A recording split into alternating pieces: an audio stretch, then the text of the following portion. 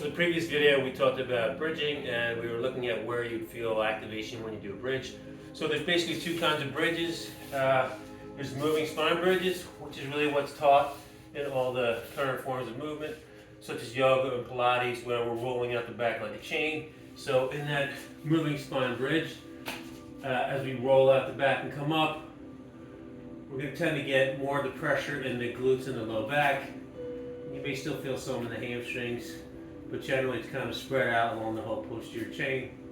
But we're taking the spine out of its natural anatomical position and rolling it out into a weaker position when we do this.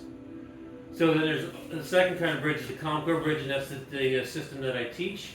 And here we're going to try to keep the spine stable like a steel column, basically from the tailbone to about the Adam's apple. So it's roughly 20 vertebrae of pieces that can move or not. So we're going to keep the spine like a steel column.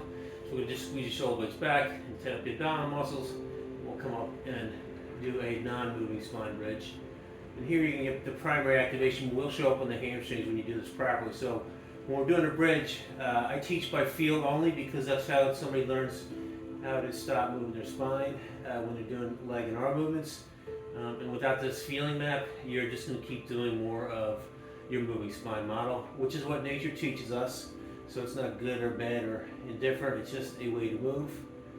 It gives us the most movement options, but it doesn't give us the most power and control. So here we're going to do one more of these contour bridges where the spine is not moving. We're keeping it fixed as a foundation for, in this case, the legs to work against.